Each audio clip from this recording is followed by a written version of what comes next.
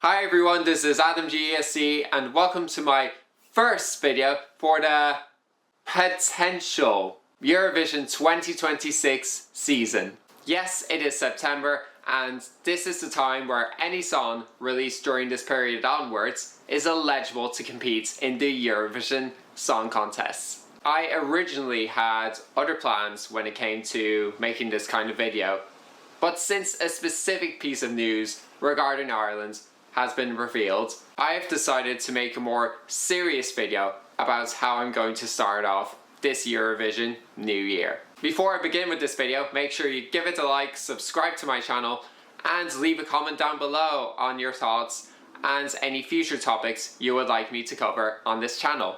Before we get into the subject at hand, I'm going to give some proper context behind it. In my previous video, I have gone into detail on my stance on Israel's participation in the 2025 contest. As we now approach the 2026 contest, my stance has not changed ever since. Normally, Eurovision news never really surfaces around this time period, but after Israel nearly won the contest this year, there has been talks going around on whether they will participate again in 2026. The EBU has originally set a deadline for this month for countries to confirm their participation, but this will now be moved to December, and they have set a date on whether Israel will participate in the 2026 contest or not, which is from the 4th to the 5th of December. Unfortunately for me, the former date will be my birthday. Obviously, this will depend on a combination of internal and external factors within and outside of the EBU's control, especially with the amount of delegations who will express their stance on Israel's participation, whether they will be for, against, or abstain. As of now, there will be a few countries who will be voting for Israel's participation.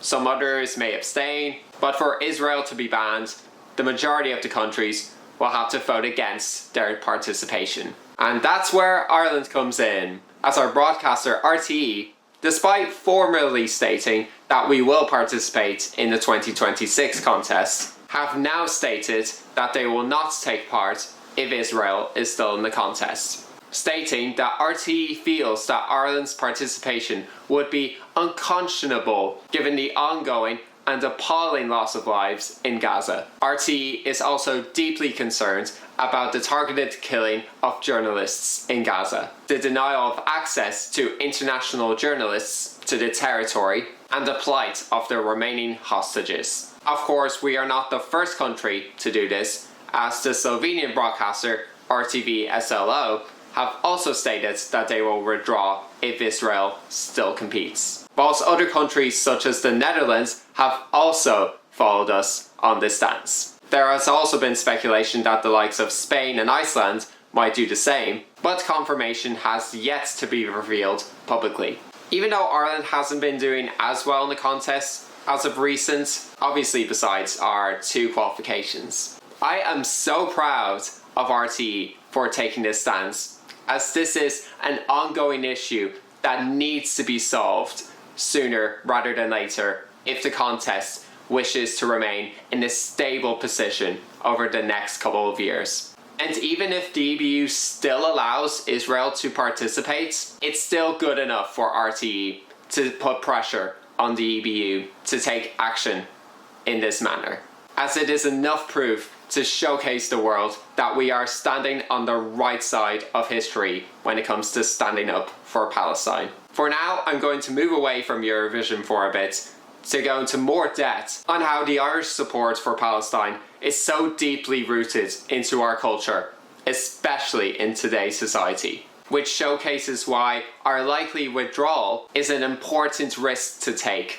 when it comes to our stance on the ongoing genocide in Gaza. The main thing that we have in common with Palestine is our shared history in occupation. Palestine is currently being occupied by Israel, whilst we as Irish people have been occupied under British rule for centuries on end. This means that we as a population have also witnessed similar events to what Palestinians are facing right now. Such events include the plantations of Ireland, the 1916 Easter Rising, and even the Troubles in Northern Ireland. The most prominent example of this is the Great Famine, which took place in Ireland for 7 years between 1845 to 1852. This has been caused by a potato blight, which has infected potato crops all across Europe. This particularly had a huge effect in Ireland, as the Irish population, particularly in the West, were heavily reliant on the potato crop as a source for food.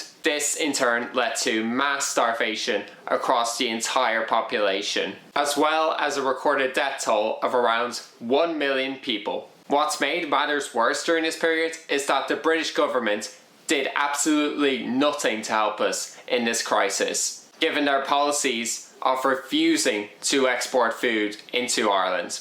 This particularly shaped Black 47, which was recorded as the worst time period of this event in terms of the amount of people in Ireland who suffered from starvation. Even Lord John Russell, the British Prime Minister of that time, admitted himself that Britain, quote unquote, cannot feed the people of Ireland. Like Ireland, Palestinians are also facing a famine in Gaza, which was recently declared by the World Health Organization in August 2025. The main difference between our famine and the one in Gaza is that ours was caused by a disease, whilst the famine in Gaza is a man-made one developed by many of Israel's ongoing methods of ethnic cleansing in the region. Specifically tied into the topic of Eurovision, I would also like to discuss the amount of Irish artists of today who stand with Palestine.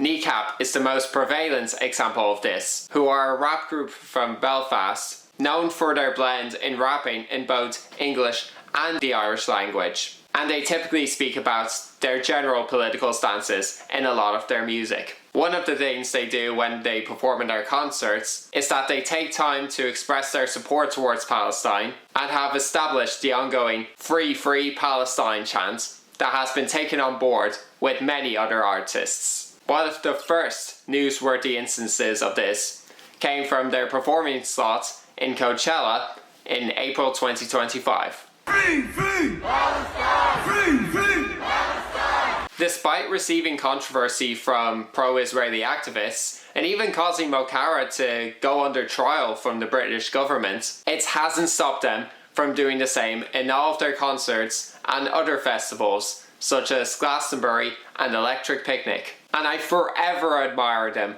for the amount of effort they're putting in to speak up for Palestine. Plenty of other Irish musicians and bands have also followed suit, such as Fontaines DC, CMAT, The Murder Capital, The Mary Wallopers, and so on.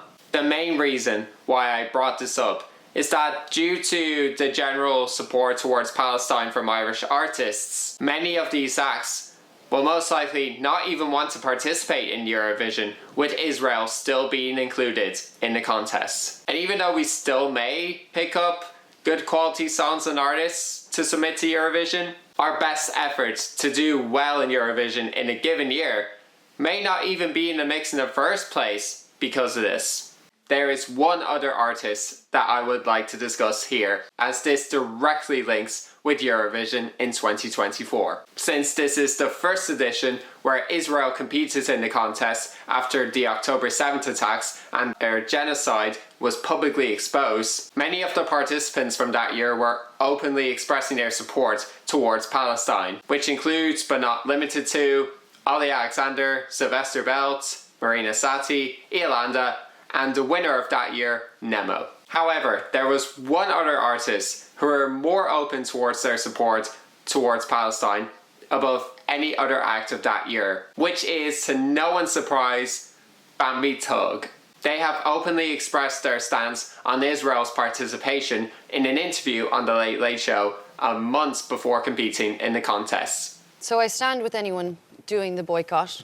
I think if I wasn't in the competition, I would also be boycotting. Without the group of us who is pro-Palestine, it is less competition for the other side. It's the EBU who has to make the decision, and unfortunately, in my eyes, they're not making the right decision. Just before performing in the semi-final, Bambi Tug had a tattoo in Owen writing which translates to Free Palestine. However, when this was exposed to social media, the EBU forced Bambi Tug to remove the tattoo just hours away from their performance, in which they confirmed in the press conference just after they've qualified in their semi-final. When it came to the grand final, Bambi felt that they are treated horribly throughout the entire week, which can be evidenced by Israel's participant Eden Golan getting into conflict with Bambi within the delegation bubble. And even Bambi Tug told the EBU to F off in their first post-Eurovision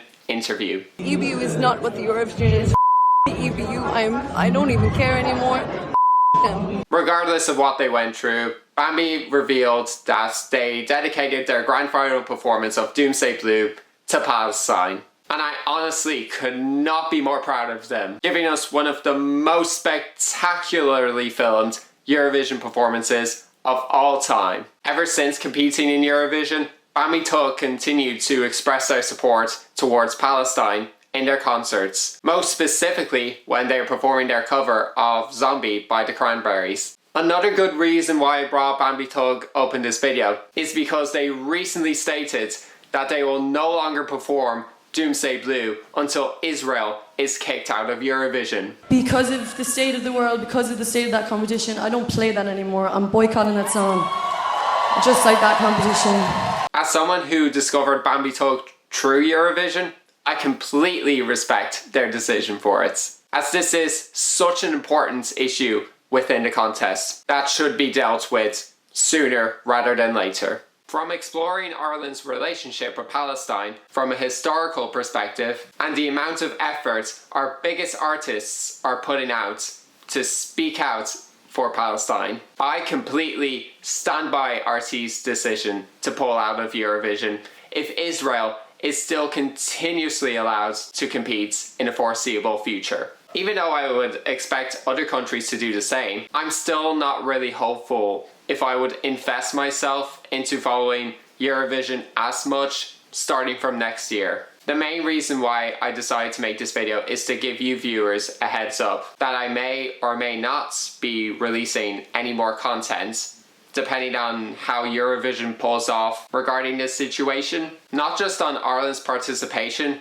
but also the state of the contest in general if Israel is allowed to compete. I may make another video after the deadline to confirm whether this will be official or not. Even though I had made plans to go to Vienna during Eurovision week, whether that will actually happen or not will also depend on these factors. But look, only time will tell, and no matter what happens in December, at least Ireland is standing on the right side of history. Thank you everyone for tuning in, and I hope this is an informative video about Ireland's potential future in Eurovision. And maybe you learned something from this if you're watching outside of Ireland. If you enjoyed it, make sure you give this video a like, subscribe to my channel, and leave a comment down below. However, if you do leave a comment, please keep it civil, as I would hate to see any debates in the comments due to the content in this specific video. Anyway, I hope you enjoyed this video, and hopefully, if there is a next time, I will see you next time. Goodbye!